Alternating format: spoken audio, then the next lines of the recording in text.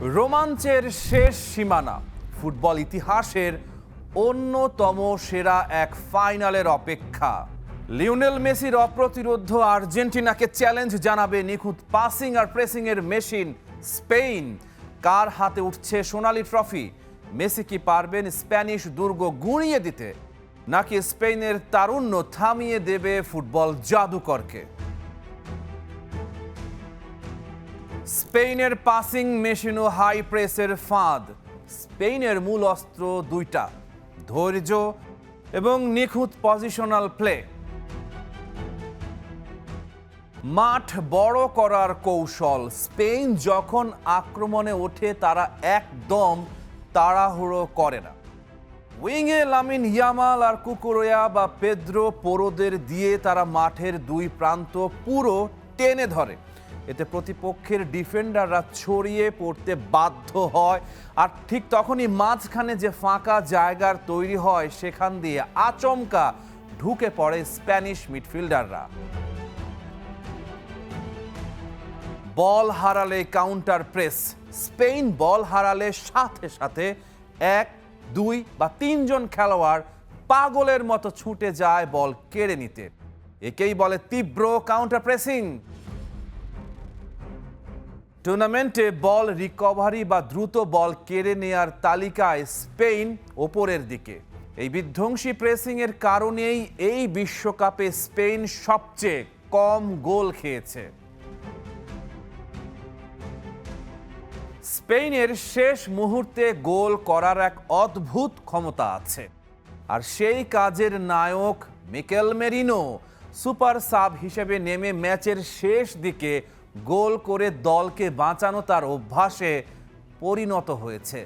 ডাগআউটে বসে থাকা এই সাইড বেঞ্চের গভীরতাই স্পেনের অন্যতম বড় শক্তি। আর্জেন্টিনা মেসির জন্য লড়াকু এক সেনা দল। স্পেন যদি হয় একটা নিখুঁত রোবোটিক সিস্টেম, তবে আর্জেন্টিনা হলো এক আত্মা, যেখানে প্রতিটা সৈনিক লড়ছে তাদের সেনাপতির জন্য, আর সেই সেনাপতির নাম লিওনেল মেসি। মেসি মাঠে থাকা মানেই প্রতিপক্ষের 5 জন ডিফেন্ডার তাকে ঘিরে থাকবে, আর মেসি যখন 5 জনকে ব্যস্ত রাখেন, বাকি আর্জেন্টাইনরা তখন ফাঁকা জায়গা পেয়ে যায়। ওভারলোড এবং সুইচ গেম। আর্জেন্টিনা আক্রমণ সাজায় বহুমুখী উপায়ে। কখনো তারা মাঠের এক পাশে গাদাগাদি করে অনেক খেলোয়াড় নিয়ে আসে, যাকে বলা হয় ওভারলোড। প্রতিপক্ষ যখন ডিফেন্স করতে এক পাশে চলে যায়, ঠিক তখনই মেসি বল বাড়িয়ে দেন মাঠের অন্য প্রান্তের ফাঁকা জায়গায় থাকা সতীর্থকে। মেসির শক্তি বাঁচিয়ে রাখার কৌশল। মেসি এখন আগের মতো 90 মিনিট জুড়ে দৌড়াতে পারেন না। আর্জেন্টাইন কোচ লিওনেল স্কালোনি তাই বানিয়েছেন এক অনন্য ডিফেন্সিভ ট্যাকটিক্স। আর্জেন্টিনা যখন বল হারিয়ে নিচে নেমে ডিফেন্স করে, মেসি তখন ওপরে একা দাঁড়িয়ে বিশ্রাম নেন। দলের বাকি 9 জন খেলোয়াড় জান প্রাণ দিয়ে বল কেড়ে নেয়ার লড়াই চালায়। উদ্দেশ্য হবে একটাই, মেসিকে ফ্রেশ রাখা, যাতে বল পাওয়ার পর তিনি নিজের জাদুকরী ড্রিবলিং আর পাসিং দিয়ে তছনছ করে দিতে পারেন Spanish defence. X factor, vintage Lionel Messi. এই টুর্নামেন্টে আমরা যা দেখছি তা রূপকথা। ক্যারিয়ারের গোধূলি লগ্নে এসেও মেসি খেলছেন তার জীবনের সেরা ফুটবল। প্রতিপক্ষ তাকে আটকানোর কোনো সূত্রই খুঁজে পাচ্ছে না। বক্সের বাইরে থেকে বুলেট শট। যখন ডিফেন্স ভাঙা যায় না, মেসি দূর থেকে বাঁ পায়ের বাঁকানো শটে গোল করছেন। রিবাউন্ড গোল। বল গোলকিপারের হাতে লেগে ফিরে আসলেই বাঘের মতো ঝাঁপিয়ে পড়ছেন মেসি। অ্যাসিস্টের জাদুকর। ডিফেন্ডারদের টেনে নিয়ে সতীর্থদের বানিয়ে দিচ্ছেন 1-to-1 সুযোগ। মেসিকে থামানোর কোনো গাণিতিক সূত্র স্পেনের কাছে নাও থাকতে পারে। যদি তাকে 1 ইঞ্চি জায়গাও দেয়া হয়, তবে স্পেনের ট্রফি জয়ের স্বপ্ন ওখানেই শেষ হয়ে যাবে। চলতি বিশ্বকাপে আর্জেন্টিনা তাদের মোট ১৯টি গোলের ১২টাই করেছে ম্যাচের ৭৬তম মিনিট বা তারপরে। বেঞ্চ থেকে এসে এই গুরুত্বপূর্ণ গোল করছেন লাউতারো মার্তিনেজ। ফাইনালের মহাযুদ্ধ, কে হাসবে শেষ হাসি। এই ফাইনাল আসলে দুই ভিন্ন দর্শনের লড়াই। স্পেনের গতি ও দলগত প্রেসিং বনাম আর্জেন্টিনার আবেগ এবং মেসির একক ম্যাজিক। স্পেন যদি মেসিকে বল রিসিভ করা থেকে বিরত রাখতে পারে তবে তারা ম্যাচ নিজেদের নিয়ন্ত্রণে নিয়ে নেবে, কিন্তু আর্জেন্টিনা যদি স্পেনের প্রেসিং লাইনটা ভেঙে মেসির পায়ে বল পৌঁছে দিতে পারে তবে স্পেনের হাই লাইন ডিফেন্স ভেঙে পড়বে। সবুজ গালিচায় যখন বাঁশি বাজবে তখন ট্যাকটিক্স এক পাশে পড়ে থাকবে। লড়াইটা হবে স্নায়ুর, আর যেখানে মেসি আছেন সেখানে শেষ হাসিটা কি আর্জেন্টিনাই হাসবে?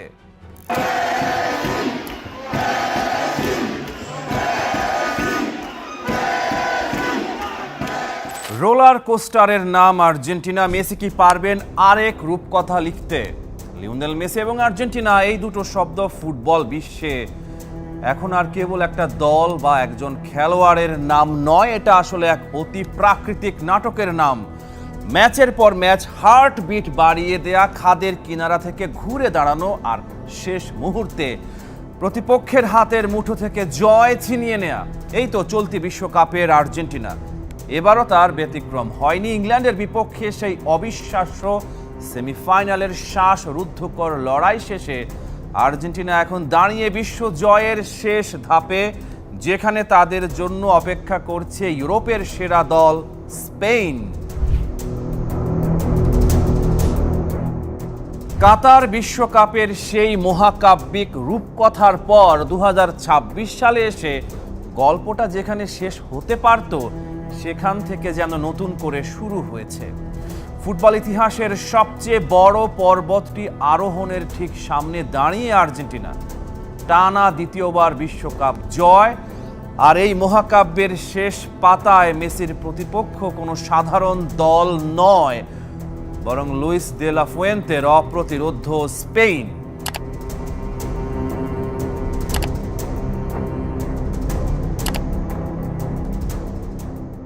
ফাইনালের মহারণ, অভিজ্ঞতা বনাম তারুণ্য। রবিবারের ফাইনালটা কেবল আর্জেন্টিনা বনাম স্পেনের লড়াই নয়, এটা আসলে ফুটবল রোমান্টিকদের জন্য এক স্বপ্নের কোলাজ। একদিকে ৩৯ বছর বয়সী সর্বকালের সেরাদের অন্যতম ফুটবলার লিওনেল মেসি, আর অন্যদিকে স্পেনের বিস্ময় বালক তরুণ তুর্কি লামিন ইয়ামাল। ইন্টারনেট দুনিয়ায় মেসি কর্তৃক শিশু ইয়ামালকে গোসল করানোর সেই ভাইরাল ছবি এখন বাস্তবে রূপ নিতে যাচ্ছে ফুটবল ইতিহাসের অন্যতম সেরা এক ফাইনাল হিসেবে। স্পেন এই টুর্নামেন্টের সবচেয়ে গোছানো এবং ভয়ঙ্কর দল। সেমিফাইনালে ফ্রান্সের বিপক্ষে তারা যে কৌশলে খেলে ম্যাচ নিজেদের করে নিয়েছে তা এক কথায় অবিশ্বাস্য। তারা বল পজিশন ধরে রাখতে ভালোবাসে এবং ফাইনাল থার্ডে তাদের পাসিং নিখুঁত, কিন্তু আর্জেন্টিনার শক্তি অন্য জায়গায়। আর্জেন্টিনা তাদের শক্তি জমিয়ে রাখে ম্যাচের শেষ ৩০ মিনিটের জন্য। তারা ম্যাচকে নিজেদের নিয়ন্ত্রণে রেখে প্রতিপক্ষকে ক্লান্ত করে এবং সঠিক সুযোগে আঘাত হানে।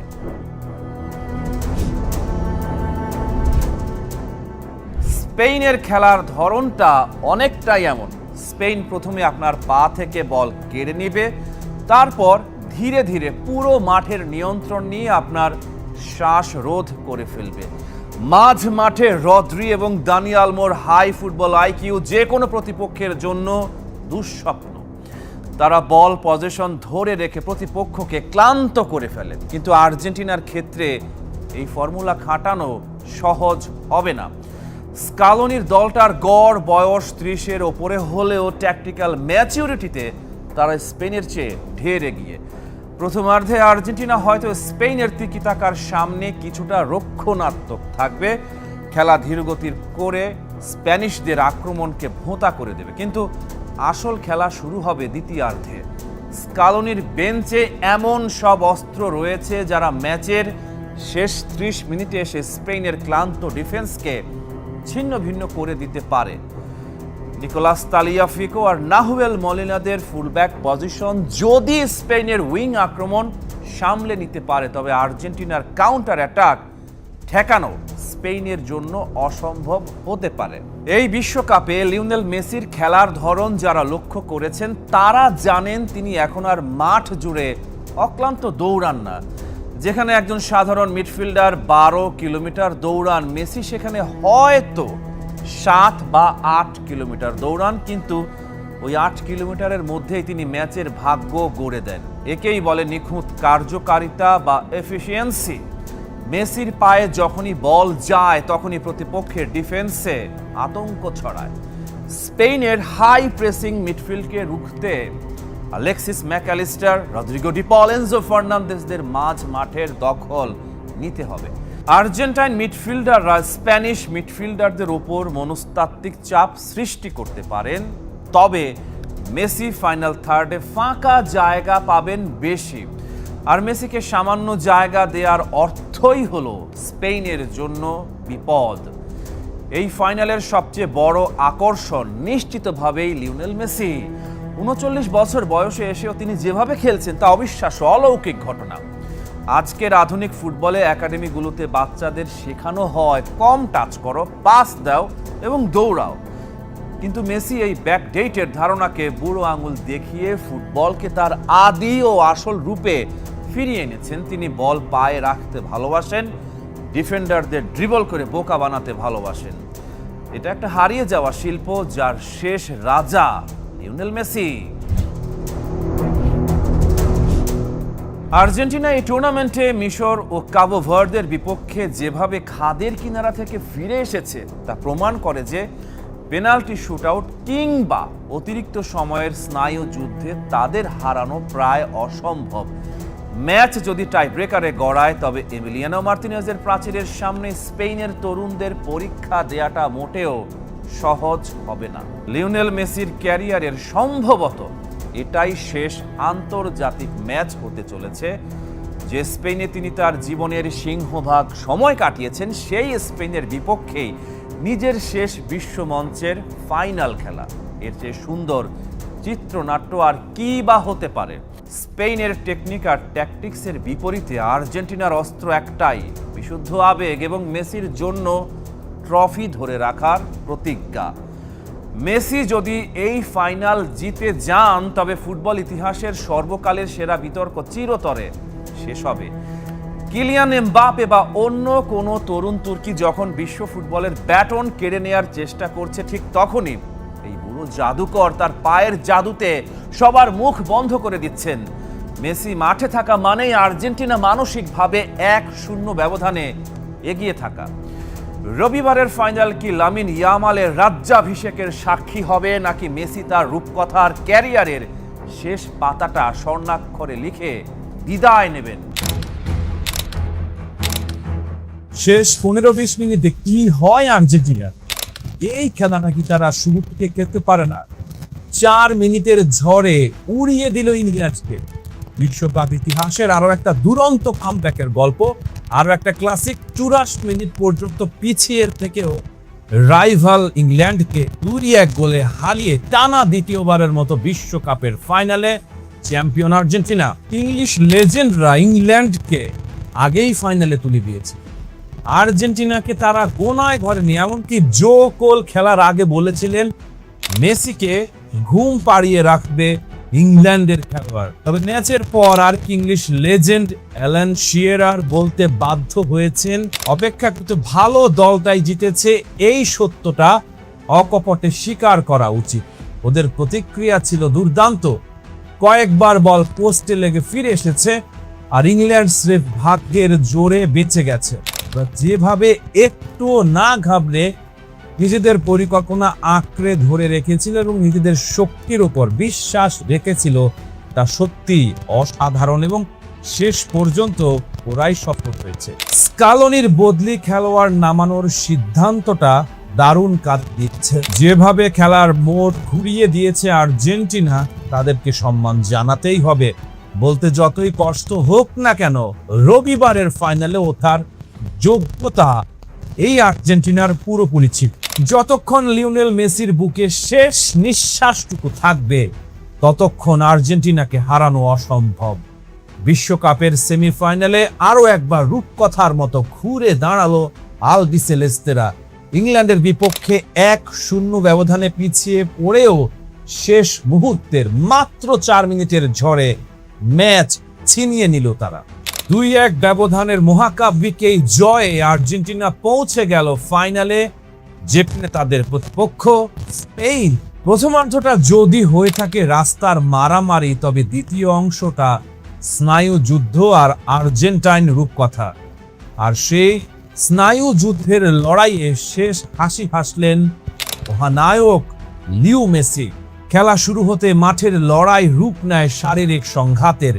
রেফারি শক্ত হাতে লাগাম না ধরলে কার্ডের বন্যা বয়ে যেত। টেকনিক্যাল দিক থেকে ইংল্যান্ড দারুণ দল হলেও আর্জেন্টিনা তাদের চেনা ছন্দে খেলতে দেয়নি। প্রথম হাইড্রেশন ব্রেক পর্যন্ত ফাউল হয়েছিল 8টি, কিন্তু গোল লক্ষ্য করে একটি শটও নিতে পারেনি কোনো দল। দ্বিতীয়ার্ধের শুরুতে আর্জেন্টিনা আক্রমণাত্মক হয়ে ওঠে। হুলিয়ান আলভারেসের শট রুখে দেন ইংলিশ গোলরক্ষক জর্ডান পিকফোর্ড, কিন্তু ম্যাচের 55তম মিনিটে স্তব্ধ হয়ে যায় আর্জেন্টাইন গ্যালারি। বাঁ দিক দিয়ে মর্গান রজার্সের চমৎকার ক্রস থেকে বল পেয়ে নিখুঁত ফিনিশিংয়ে গোল করেন ইংল্যান্ডের অ্যান্থনি গর্ডন। রেফারি অফসাইডের বাঁশি বাজাননি। 1-0 ব্যবধানে এগিয়ে যায় 3 লায়নরা। আর্জেন্টিনা তখন খাদের কিনারায়। একের পর এক আক্রমণ সামলাতে পিকফোর্ডকে অতি মানবীয় সব সেভ করতে হচ্ছিল। ইংলিশ রক্ষণ ভাগের কড়া পাহারা আর ভাগ্যের ফেরে গোল কিছুতেই আসছিল না আর্জেন্টিনার জন্য। সময় যত এগুচ্ছিল আর্জেন্টিনার সমর্থকদের মনে তত ভয় দানা বাঁধছিল। 63 মিনিটে নিকো গঞ্জালেস, 71 মিনিটে মন্তিয়েল, 72 মিনিটে ওতামেন্দি ডিপল আর 80 মিনিটে লাউতারো মার্তিনেজ। মেসি সরে গেলেন রাইট উইঙ্গে। একের পর এক ঝড় বইতে থাকে ইংল্যান্ডের রক্ষণ দুর্গে।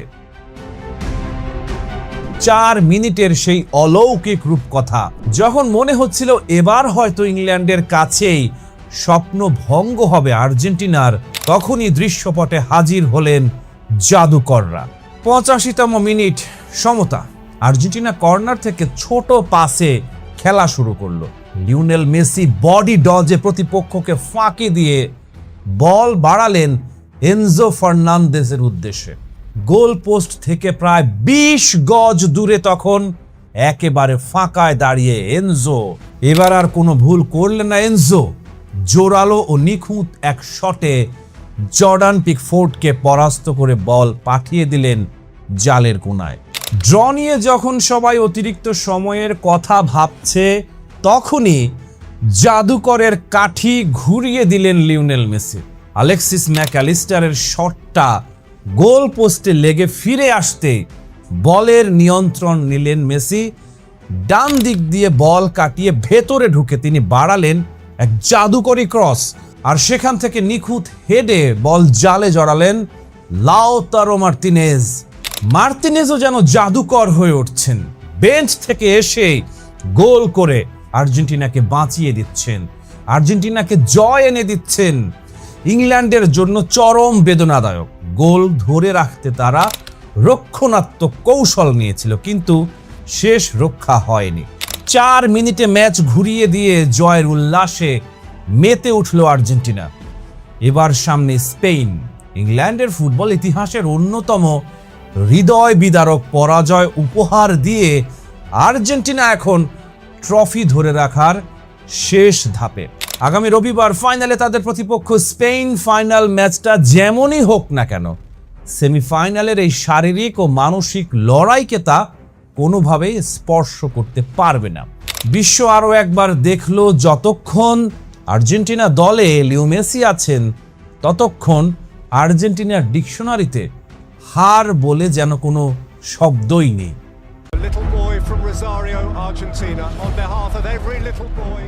একটা মানুষ মাঠে হাঁটছে, দৌড়াচ্ছে না, ছুটছে না, শুধুই হাঁটছে, আর সেই মানুষটাকে থামাতে পারছে না কেউ। লিওনেল মেসি যার পায়ে বল গেলে বিপক্ষ দলের ডিফেন্ডারদের চোখে অন্ধকার নামে, কিন্তু আজকের মেসি আর সেই মেসি নেই। মহাতারকা এখন মাঠে হাঁটেন, ঘোরেন, এদিক ওদিক তাকান। সমালোচকরা বলেন মেসির বয়স বাড়ছে, কিন্তু এখন সবাই বুঝে গেছে এটা মাথার খেলা। মেসি দৌড়াচ্ছে না কারণ তার দরকারই নেই। মায়েস্ত্রো মাথায় খেলছে, পায়ে নয়। বয়স বাড়ছে, শরীর বলছে এত দৌড় আর হবে না। মেসি শুনলো কিন্তু মাথা নোয়ালো না। মহাতারকা হয়ে উঠলেন এনগানচে, আর্জেন্টাইন ফুটবলের একটা বিশেষ ভূমিকা, যে নিজে কম গোল করে কিন্তু অন্যদের দিয়ে গোল করায়। নিজে জ্বলে না, অন্যদের আলো দেয়। এই সময়ে মেসি শিখলো কিভাবে একটা দলকে কাঁধে নিতে হয়। শিখলো যে মহত্ব মানে শুধু একা খেলা নয়, মহত্ব মানে দলকে মহৎ করা। মেসি দলের কোয়ার্টারব্যাক, আমেরিকান ফুটবলের মতো, যে নিজে সব করে না, কিন্তু কে কোথায় যাবে, কখন পাস দিতে হবে, কখন দৌড়াতে হবে, সব সিদ্ধান্ত তার মাথায়।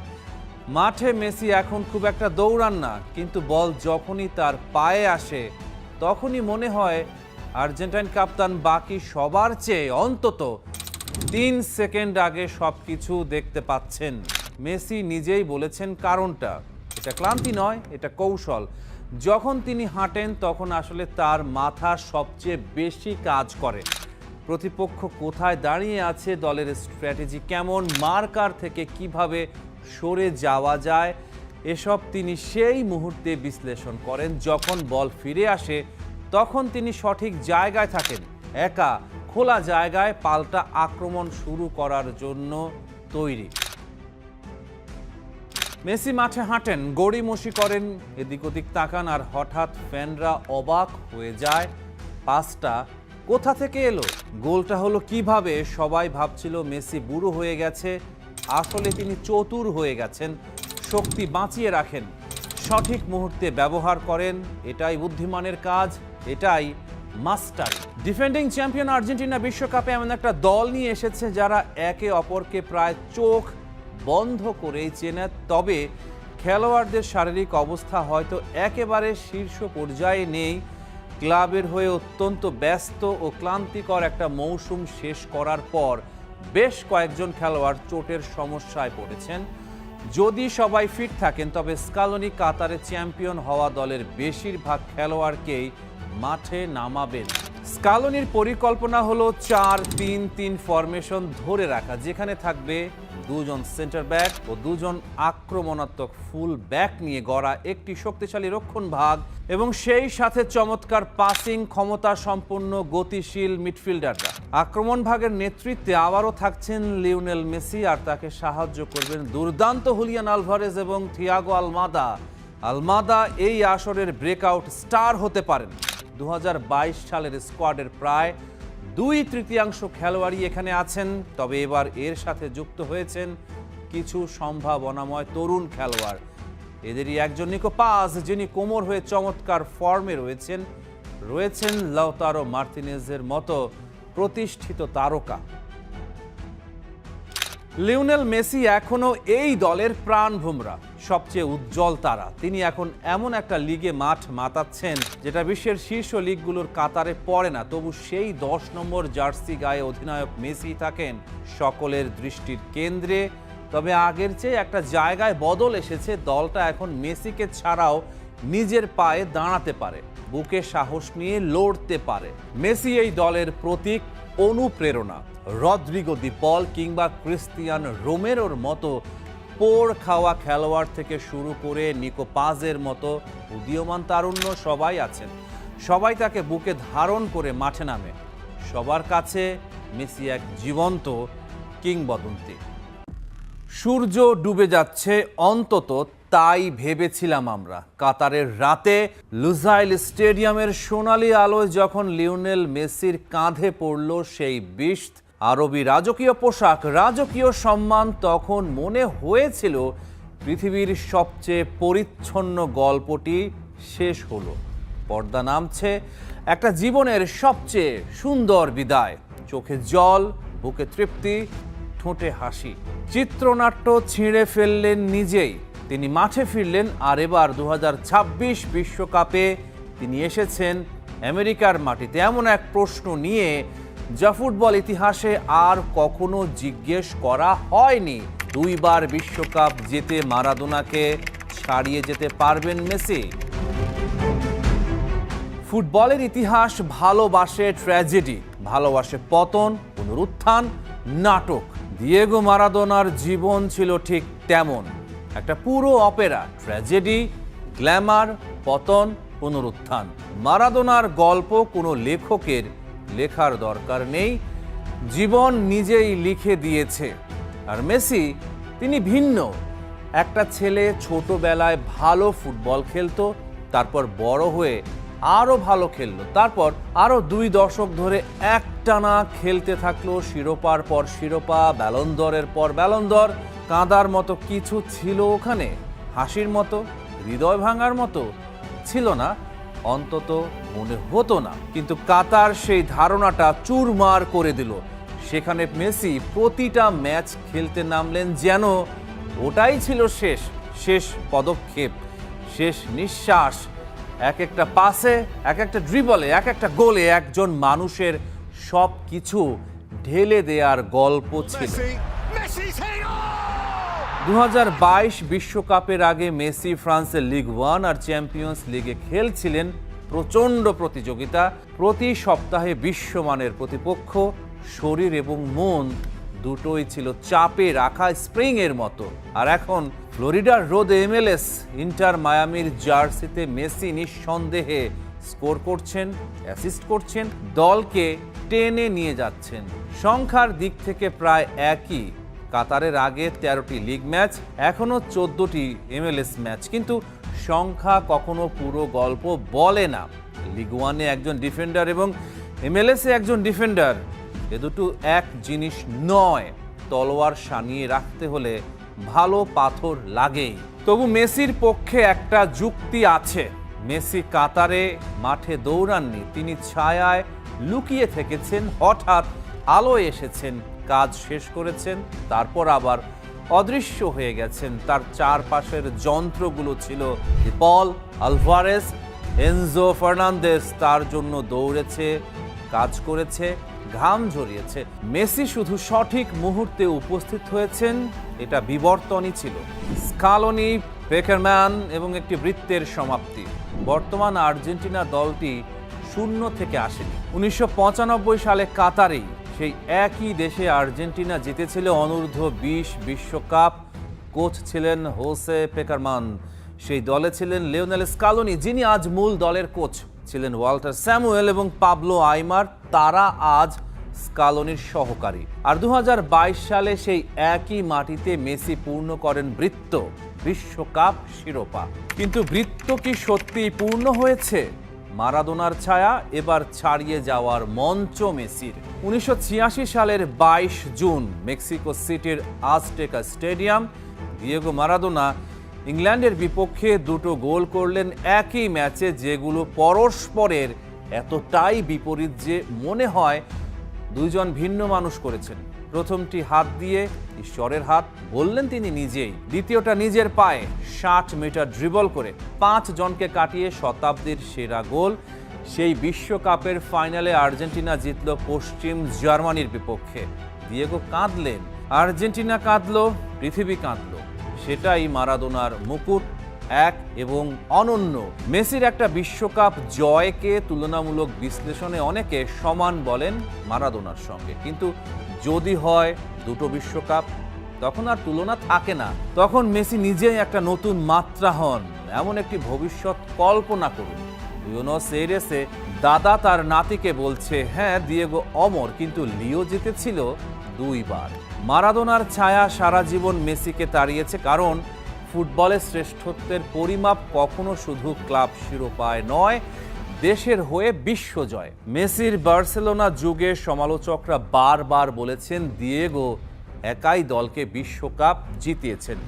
মেসি শুধু ভালো একটা দলের অংশ, কাতার সেই যুক্তিকে নুইয়ে দিয়েছিল, কিন্তু 2026 সেটাকে মাটিতে পুঁতে দিতে পারে। মেসি একা এই যুদ্ধে নেই, তার পেছনে একটা দল আছে যারা জানে কিভাবে যারা জিতেছে এবং যারা আবার জিততে চায়। এমিলিয়ানো মার্তিনেজ বিশ্বের সেরা গোলরক্ষকদের একজন, শুধু সেভের কারণে নয়, মানসিক শক্তির কারণেও। পেনাল্টি শুটআউটে তার সাইকোলজিক্যাল যুদ্ধ কিংবদন্তি তুল্য। কাতারের ফাইনালে ফ্রান্সের বিপক্ষে যদি মার্তিনেজ না থাকতেন, গল্পটা ভিন্ন হতেই পারত। এনজো ফার্নান্দেজ তরুণ, তীব্র, ক্লান্তিহীন। চেলসিতে তার প্রিমিয়ার লিগের অভিজ্ঞতা তাকে সানিয়ে রেখেছে। হুলিয়ান আলভারেজ, যিনি কাতারে মেসির ছায়ায় থেকেও এমন পারফরমেন্স করেছেন যা যে কোনো টুর্নামেন্টে স্মরণীয় হয়ে থাকার যোগ্য। আর মাথার ওপর আছেন লিওনেল স্কালোনি, এমন একজন কোচ যিনি প্রমাণ করেছেন কৌশল, বিশ্বাস আর সঠিক মানুষকে সঠিক জায়গায় রাখার ক্ষমতা দিয়ে বিশ্বকাপ জেতা যায়। যে বয়সে অন্যরা অবসর নেয়, মেসি তখনও স্কোর করছেন। যখন বলা হয়েছিল পিএসজিতে তিনি ব্যর্থ, তখনই ফিরে এলেন এবং আর্জেন্টিনাকে বিশ্ব চ্যাম্পিয়ন করলেন। যখন বলা হয়েছিল বয়স তাকে গ্রাস করছে, তখন তিনি কাতারে সেরা পারফরম্যান্স দিলেন। কাতার ছিল হয়তো মহান পরিণতির প্রথম অধ্যায়। 2026 সেই অধ্যায়টাকে কোথায় নিয়ে যাবে তা জানার জন্য পুরো পৃথিবী অপেক্ষা করছে। সূর্য ডুবে যাচ্ছিল, কিন্তু দিগন্তে এখনো লাল আভা। মেসি এখনো মাঠেই আছেন। Rahman pair, star play.